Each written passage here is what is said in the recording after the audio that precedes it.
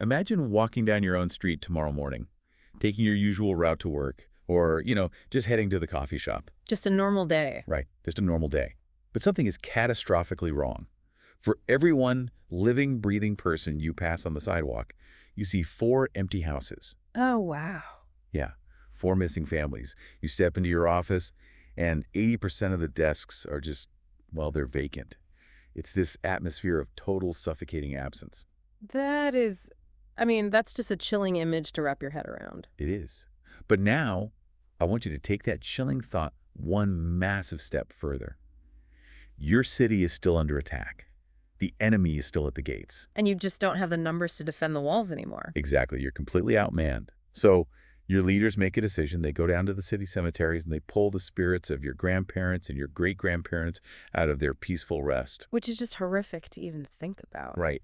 And they force those ghosts to pilot robotic tanks just to hold the line.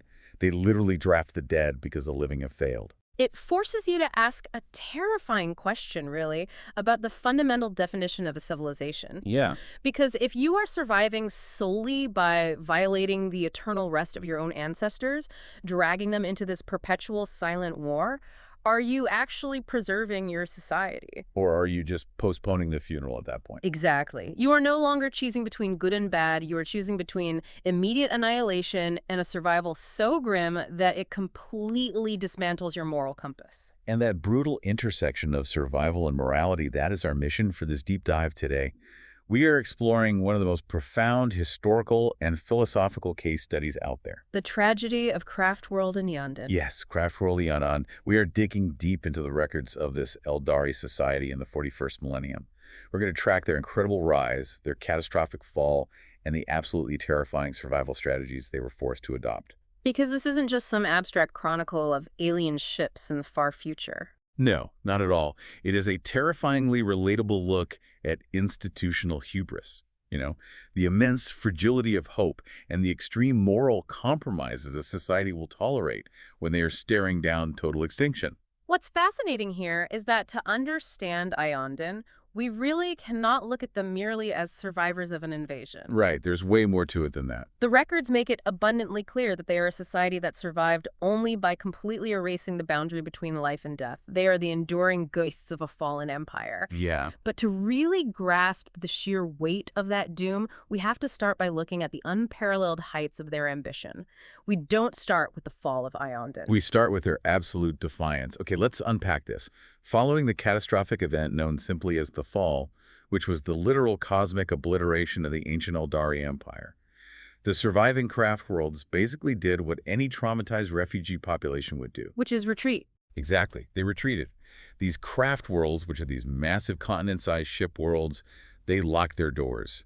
They went into deep isolation, navigating the absolute darkest, emptiest voids of space just to stay hidden. But Iyanden looked at that survival strategy and completely rejected it. They really did, and it is a remarkable divergence in post-collapse psychology, right? It truly is. Picture the sheer scale of the trauma here. A galactic dominion stretching across the stars is just consumed in a psychic apocalypse of their own making. Yeah, a disaster they caused. Right. So the natural, logical instinct for the survivors on these life rafts is preservation through obscurity. Stay quiet, let the galaxy forget you even exist. Just hide in the dark. Exactly. But Iyanden's leadership actively fought that trauma response. The historical accounts show they were among the very first to resolve to take definitive action. They refused to just endure the darkness. They decided they were going to be the light in the darkness. And it wasn't just some political rhetoric either. They backed it up with incredible leaps in psychoengineering. Which brings us to the Spirit Stones. Yes. The Seers of Iyanden orchestrated the recovery of the first Spirit Stones. And I really want to make sure we highlight how insane this undertaking was for you listening. Oh, it was absolute madness. Right. They didn't just find these stones floating around in safe space. They had to mount expeditions back to the Crone worlds. Which is tantamount to diving into a radioactive volcano to retrieve a piece of jewelry. That is the perfect way to put it. The Crone worlds are the epicenter of the fall. They are worlds totally consumed by the warp, just crawling with nightmare entities. Yeah, literal demons everywhere. To venture back there requires a level of bravery or, perhaps arrogance that borders on the suicidal. But they did it. because those spirit stones were the absolute missing piece to their grand survival architecture. Let's get into the mechanics of that architecture, actually, because it is brilliant. It really is a marvel. They take these recovered spirit stones and they completely adapt their Craftworld's infinity circuit. Hmm. Up until this point, what was the infinity circuit? It was essentially the psychic skeleton of the ship, right? Think of it as the psychoconductive nervous system of the craft world. It was grown from this material called wraithbone. Originally, it just helped regulate the ship's basic functions. Like life support and stuff like that. Right. But Iyanden Sears completely re-engineered it to act as a massive, closed-loop conduit for the souls of their dead. And I want to break down exactly why they needed this. Yeah. Because it's the core of their entire existence. Yeah. In the Eldari ecosystem, when they die, their souls don't just peacefully fade away into nothingness. No, it's much worse than that. Because of their intense psychic presence, an Eldari soul shines like a flare in the warp, and that flare instantly attracts Slanesh. Slanesh being the cosmic predator born from the Eldari's own ancient excesses. It is an entity that exists quite literally to consume them. For an Eldari, death isn't the end of suffering. Without protection, death is the beginning of an eternity of conscious, agonizing consumption. God, that is so bleak. So to give you a modern analogy, the Spirit Stone acts as a highly encrypted, psychocrystalline flash drive. A spiritual hard drive, essentially. Exactly. At the exact moment of a person's death, the stone captures the soul before it can slip into the warp. It catches it, quarantines it, and holds it totally safe. And then what happens? Then, that stone is physically brought back to the craft world and plugged into the infinity circuit. The soul is basically uploaded into this massive, unimaginably secure spiritual cloud. They engineered a way to completely quarantine their most precious data, their literal immortal souls, away from a ravenous cosmic virus. It's a brilliant technological and magical life raft. That is an excellent way to conceptualize it. It is a deeply spiritual sanctuary built with just precise technological mastery. Inside the infinity circuit, those souls mingle, they communicate, they find peace. It's a manufactured heaven. Exactly, it's a manufactured heaven. But Iyanden's proactivity didn't stop at building a safe afterlife. Having secured their souls, they turned their attention back to the physical galaxy. And this is where their ambition scales into something truly unprecedented for the time. They start sending out emissaries. Right into the webway. Yeah, they navigate the webway, which is this labyrinthine dimension of cosmic pathways that connects the galaxy, and they start knocking on the doors of all the other isolated, terrified craft worlds. Just trying to rally them. Basically saying, hey, we solved the soul problem, we have the technology, now let's stop hiding and rebuild the empire. If we connect this to the bigger picture of galactic history, you are looking at a society attempting to unilaterally reverse the tide of extinction. It's incredibly bold. It is. They have the vision. They have the technological marvel of the infinity circuit. But they severely underestimated the depth of the trauma afflicting the rest of their race. Yeah, they kind of misread the room there. They really did. The historical records show that their grand call to arms was met mostly with silence. The other craft worlds simply could not fathom risking exposure. I can't even imagine the frustration of that. You hold a blueprint for salvation and cultural rebirth in your hands, and everyone else is too paralyzed by fear to even look at it. It would be maddening. But there was one major exception. Yes. Craftworld Iyanden. Iyanden is a fascinating counterpart to Iyanden.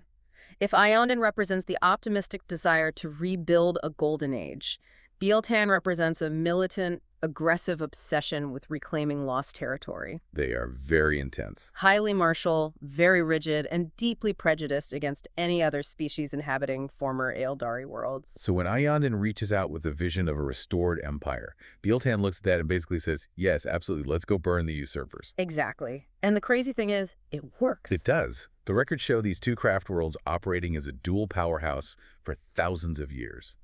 You have the immense, resilient fleets of Iyanden coordinating with the elite, specialized strike forces of Iyanden. And together, they push back the forces of chaos from the entire eastern rim of the galaxy. They weren't just fighting defensive actions either, were they? Not at all. They were actively securing and defending Exodite worlds. These are planets settled by Eldari who abandoned the ancient empire long before the fall, choosing to live harsher, more primitive lives in harmony with planetary spirits. Like survivalists, almost. Right. And Iyanden saw these Exodite worlds as the vital, fertile seeds from which their new galactic empire would sprout. They were laying down the foundation for a massive, multi-system coalition. They were so successful, they eventually brought the distant Exodite worlds of the Ubaric cluster into their fold. You look at this period in their history, and you can't help but feel the momentum. It really was a genuine golden age reborn. And during this time, they adopt a defining symbol, right? The Eye of Isha. It's an icon featuring a single stylized tear. But here's the crucial detail back then. That tear was not a symbol of mourning. No, it was entirely aspirational. Isha is a goddess of healing and fertility in their pantheon. To the people of Iyanden during this resurgence, that lone tear represented a flame of hope. Like a tear of joy, almost. Exactly. It was a promise that the wounds of the fall could actually be healed.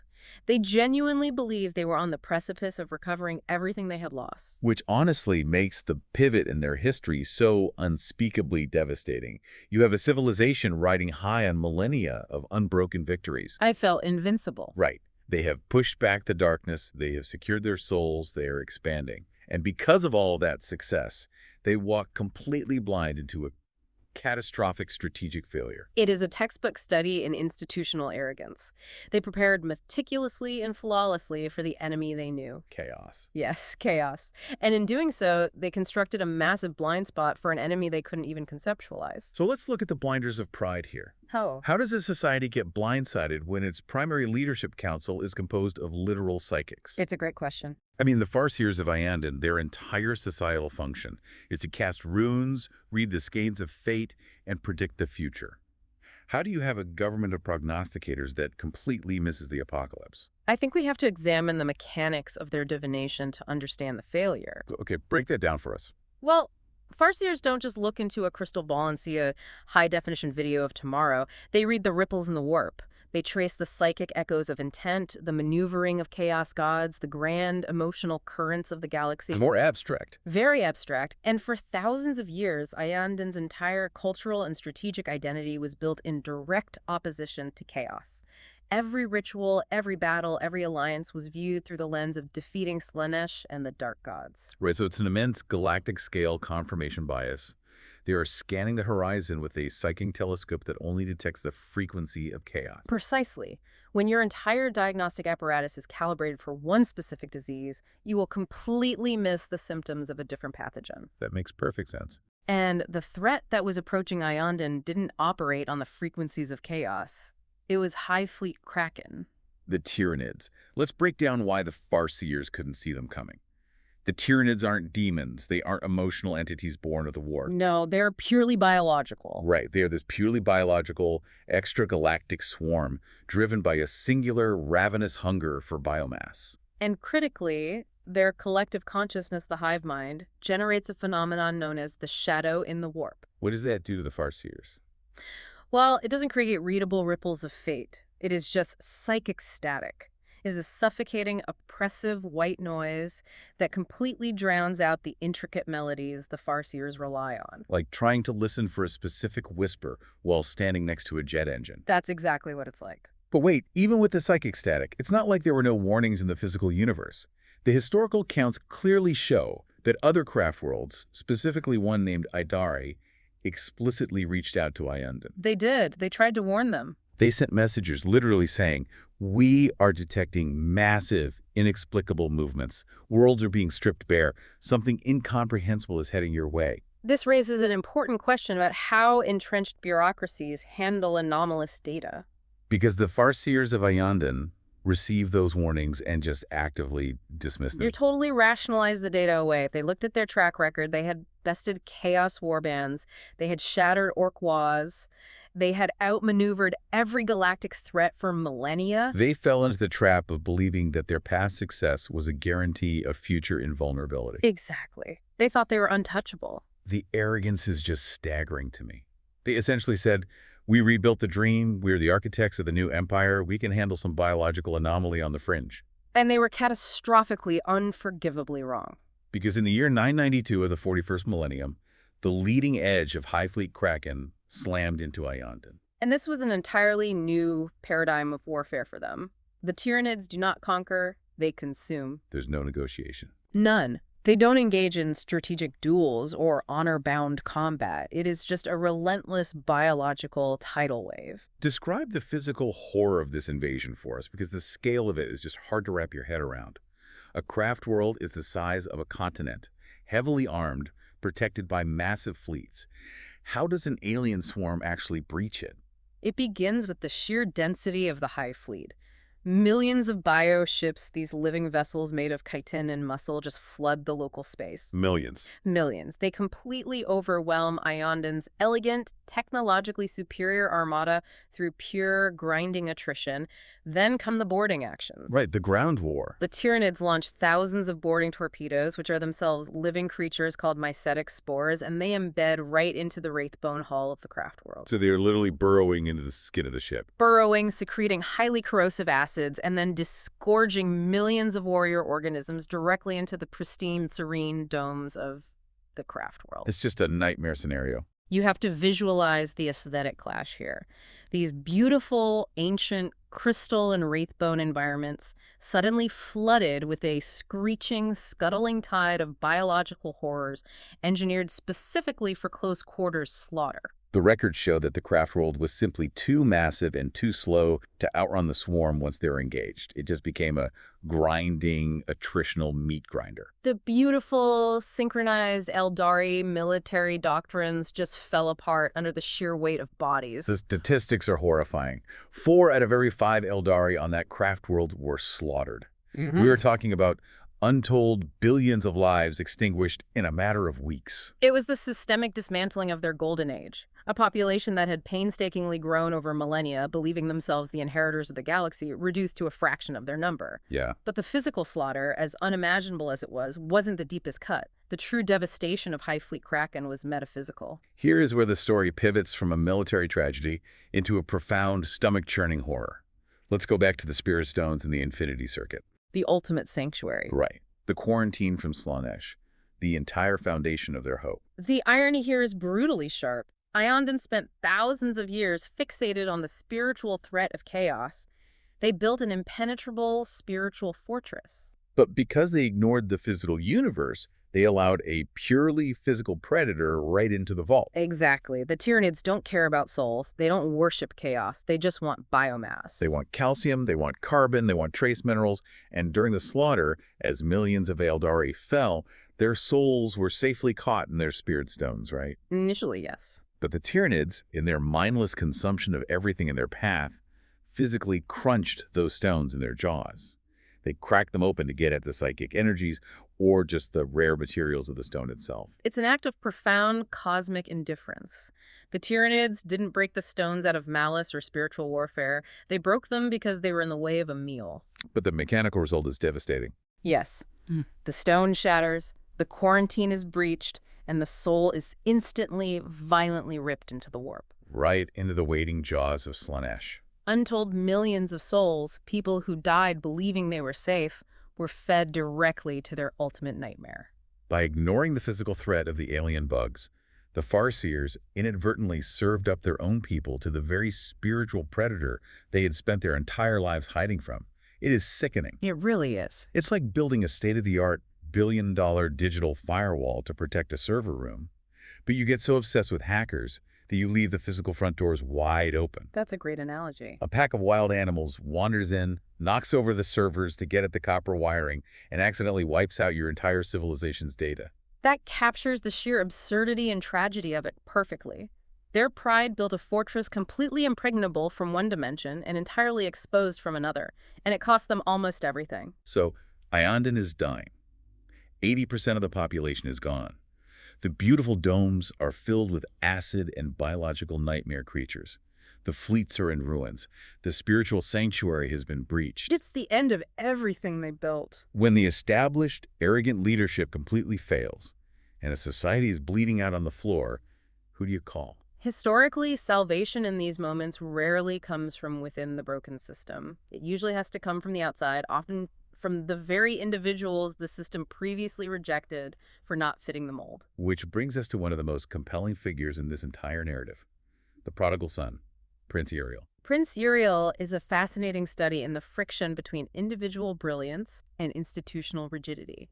He was not a Farseer. Right. He was an autarch, a supreme military commander, specifically renowned for his naval brilliance, but he was currently living as an exiled Corsair prince. Let's examine the politics of that exile because it perfectly illustrates the flaws in Iyanden's leadership. It really does. The records indicate Uriel was banished years prior to the Tyranid invasion because he executed a massive preemptive strike against a Chaos fleet.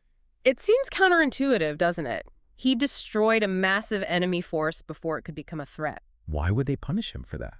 Well, we have to view this through the lens of Eldari psychology and the path system. Their society is highly structured to prevent the kind of emotional extremes that caused the fall. Everything is compartmentalized, strictly governed by prophecy and discipline. And Uriel just ignored all that. Uriel operated outside those boundaries. He took his fleet out of position, leaving the Craftworld technically unguarded for a period to annihilate a threat he identified through instinct and aggression, rather than waiting for the Farseer's sanctioned prophecies.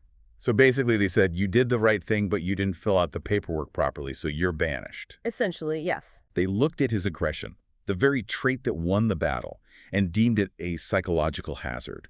They cast out their most brilliant tactician because he didn't fit neatly into their rigid, prophesied view of how the universe should operate. They banished the chaotic variable they thought they had evolved past. So Uriel took his loyal followers, formed an armada known as the Eldritch Raiders, and spent decades operating as a privateer. Just completely disconnected from the craft world that kicked him to the curb. Exactly.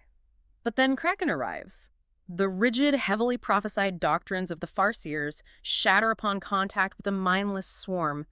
Billions die, and in the darkest possible hour, the outcast returns. Uriel and his Eldritch Raiders emerge from the void. His return is just a masterclass in asymmetrical warfare. The Farseer's static defense had failed completely. Uriel brings a chaotic, highly mobile, highly aggressive force that tears into the flanks of the Tyranid blockade. He uses the very unpredictability that got him exiled to break a siege that standard Eldari military doctrine just couldn't handle. Exactly. He drives his flagship right through the heart of the Tyranid swarm. But it's not just a naval victory, is it? No, the records are clear that the fleet action wasn't enough to stop the billions of creatures already inside the craft world. Uriel has to physically deploy to the surface, into the burning domes of his former home. Down into the meat grinder.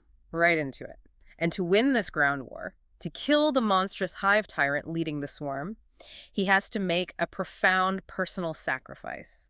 He wields an artifact known as the Spear of Twilight. Oh man, the Spear of Twilight. Let's talk about that. The Spear of Twilight is a relic of immense power, but it is explicitly described in the lore as a cursed weapon. It is a weapon that doesn't just cut physical flesh, it severs the connection between the soul and the universe. But the catch is that it demands a toll from the user, right? Exactly. It operates on a parasitic principle. To unleash that kind of destructive energy, the spear continuously drains the life force, the very soul energy of whoever's holding it. So it's basically a weapon of slow, guaranteed suicide. Think about the poetic justice and the sheer tragedy of that choice. This is a man whose home government told him he was too aggressive, too dangerous, and kicked him out. And they hated him for it. Right. And when that government fails and is on the verge of being eaten alive, he comes back. And he doesn't just risk his life in battle. He deliberately picks up a weapon he knows will slowly eat his soul just to save the people who hated him. It's an incredible sacrifice. He drives the Spear of Twilight into the Hive Tyrant, severing the synaptic control of the swarm, and the Tyranid invasion just shatters. He breaks the linchpin of the hive mind's local control. The remaining Tyranid organisms regress to feral, uncoordinated beasts, allowing the surviving Eldari to finally purge them. Uriel achieves the impossible. He saves Craftworld Iyanden. But the historical accounts do not frame this as a triumphant victory lap. There are no parades. The term used to describe Uriel's salvation is a Pyrrhic victory. This raises an important question about leadership in exile, doesn't it? A Pyrrhic victory is a tactical success achieved at such a catastrophic structural cost that it fundamentally ruins the victor. He saved the physical superstructure of the craft world. He saved the remaining 20% of the population from being turned into biomass. But the civilization as it was known, the ambitious, hopeful architects of a new galactic empire, that society was utterly eradicated. The demographic reality left behind is staggering. The records note that in the aftermath of Kraken, as the fires died down and the acid pools evaporated, Iyanden stood in ruins. And I'm quoting here, the living were now outnumbered many times over by the dead. Let's sit with that demographic reality for a moment. Societal collapse isn't just about destroyed infrastructure, it's about the collapse of social critical mass. Right. Imagine living in a city where, statistically, every single person you know has lost their entire extended family. The trauma is so dense it becomes the new atmosphere. It's unbearable. And it is compounded by the existential terror that many of those lost loved ones didn't just die, their souls were eaten. It's an environment of absolute suffocating survivor's guilt. They survived the bugs, but they are critically endangered. And this brings us to the most unsettling, controversial, and morally complex part of our deep dive. The aftermath. Because the Tyranids might be broken, but this is the 41st millennium. The galaxy is a meat grinder. Chaos warbands are still out there. Orc empires are still expanding. So here is the ultimate question. How does a civilization defend its borders when it literally doesn't have enough living bodies left to hold a weapon? It is forced to cross a moral event horizon. When a society's biological imperative to survive clashes with its deepest cultural and spiritual taboos, you witness a complete inversion of its morality. They turn to the unthinkable. The records refer to this next phase as a desperate measure, the wholesale resurrection of the dead. Yeah. Here's where it gets really interesting and honestly profoundly horrific. It's deeply unsettling. Let's go back to the Infinity Circuit. It was supposed to be the peaceful sanctuary, the digital heaven where souls could rest, safe from Slaanesh, sharing their memories in a grand, harmonious gestalt. It was the bedrock of their spiritual peace. Well, after the Tyranids, they had to change the locks on heaven and start pulling people back out into the hell of reality. Just a complete reversal of its purpose. The records detail how a specialized sect of seers, who become known prominently as spirit seers, begin a massive, systematic program of channeling the souls of their ancestors out of the Infinity Circuit. They are essentially standing on the shores of the afterlife and throwing grappling hooks in, forcibly extracting the dead from their rest. And they aren't just putting these souls into a new, comfortable body, are they? No, not at all. They coax these souls into psychocrystalline spirit stones. And then they enter those stones into the chests of massive, impregnable shells made of wraithbone. They are creating robotic war constructs. The silent, man-sized Wraithguard and the towering, heavy artillery Wraith Lords. Let's break down the mechanics of wraithbone, because it highlights the tragedy of this process. Absolutely. Wraithbone is a psychoreactive plastic. It is grown, not forged, by artisans known as bone singers. It is incredibly durable, capable of self-repair, and it conducts psychic energy perfectly. But on its own, it's just a shell. Right. A wraithbone construct is just an empty, cold shell until a soul is plugged into it. And what is the experience like for the soul? Do they just wake up in a cool robot body ready to fight? Oh, no. The accounts describe it as a sensory nightmare. It is referred to as wraith sight. Wraith sight. Yes. When a soul is pulled from the vast, comforting connection of the Infinity Circuit and locked inside a wraithbone shell, they lose almost all normal sensory input. The universe becomes a dim, cold, blurry shadow. So they can't see normal. They're deaf to normal sound. They can't feel the wind or warmth.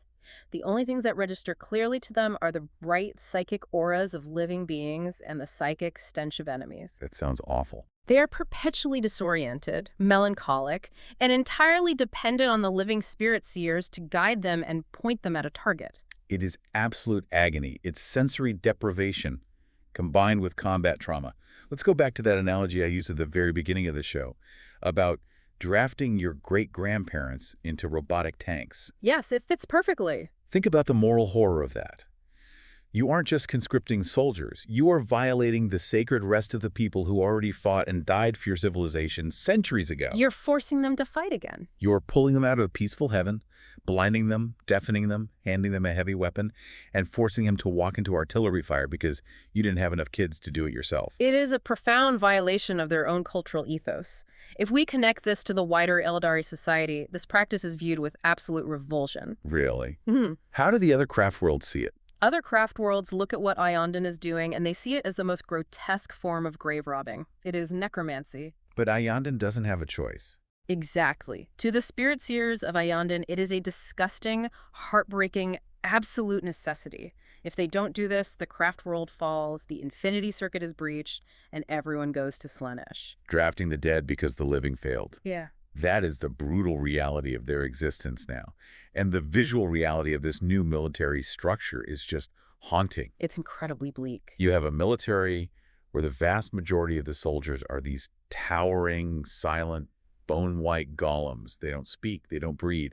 They just trudge endlessly alongside the tiny, dwindling handful of living guardians and aspect warriors who survive the Tyranids. The contrast is jarring and tragic. In the first section of our deep dive, we examined a vibrant society sending out emissaries, dreaming of a reborn empire, bearing the light in the Sounds darkness. full of hope.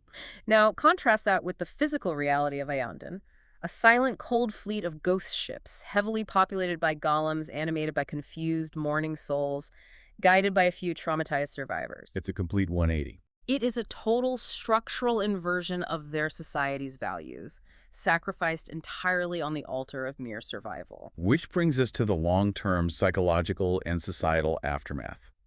Section 5 of the records we are analyzing explores the period after Kraken. Because Iyanden survived the Tyranids, yes.